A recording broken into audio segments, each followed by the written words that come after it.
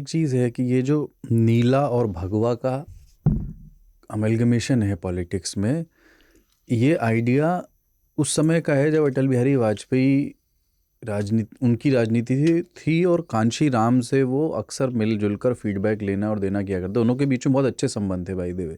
दोनों एक दूसरे का बहुत सम्मान करते थे और ये उस दौर के हिसाब से बड़ा अनकन्वेंशनल गठजोड़ साउंड कर सकता है कि भारतीय जनता पार्टी और बामसेफ के नेता के एक साथ, लेकिन उसमें कई जर्नलिस्ट ये मानते हैं कि भविष्य के गठजोड़ पर बात होती थी। अब जब 2007 में जब बहुजन समाज पार्टी जीती थी तो उन्होंने वो सर्वजन हिताय सर्वजन सुखाय का नारा दिया था, तब ब्राह्मणों और दलितों के कॉम्बिनेशन से जीती थी।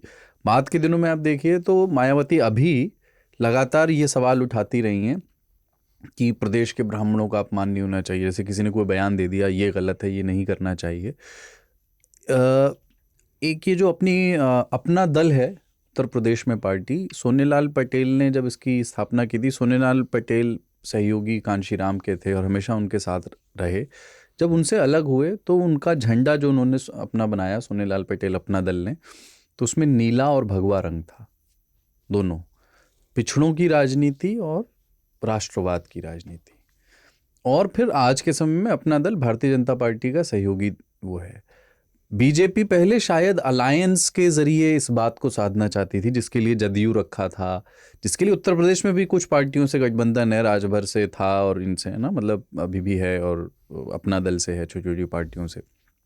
पर बीजेपी बाद के दौर में इन सब को बड़ी मछली की तरह हजम करके सबका बड़ा भाई बनना चाहती है।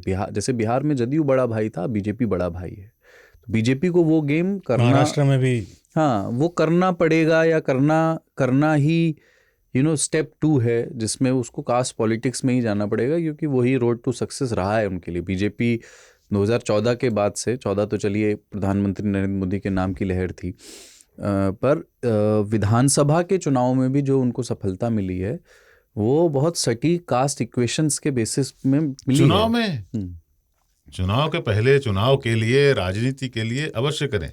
नीतियों में जब आप ऐसा देखो, गिव एंड टेक रिलेशनशिप, दो पहलू होते हैं। एक है कि समाज का एक वर्ग है ना, वो प्रूवन रिकॉर्ड है कि शैक्षणिक रूप से, आर्थिक रूप से, सामाजिक रूप से पीछे हैं।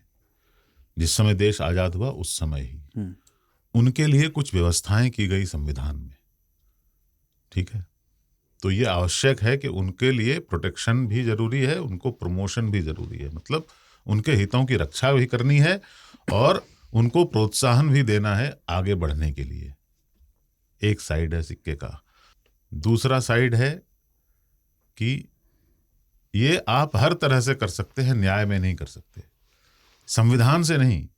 न्याय की मूलभूत अवधारणा में है equality before law.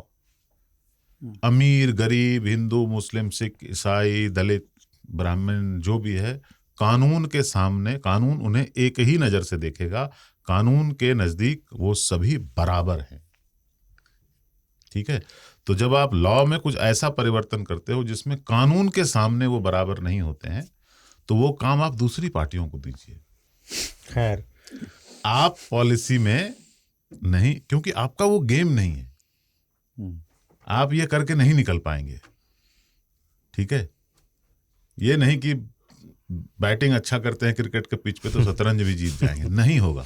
But they are trying their best. देखिए भीमराव अंबेडकर, भारतीय जनता पार्टी के कार्यक्रमों में उनकी तस्वीरें दिखती नहीं थी, बहुत रिसेंट। मैं मानता भी नहीं हूँ कि भीमराव अंबेडकर किसी बहुजन समाज पार्टी, आजाद समाज पार्टी, किसी के बपौती नहीं है। हाँ ठीक है, वो उन्होंने देश के लिए संविधान बनाया है, लेकिन ये पूरे देश के लिए बाबा साहेब भीमराव अंबेडकर हैं। तीन ताल presented by fast track perfumes.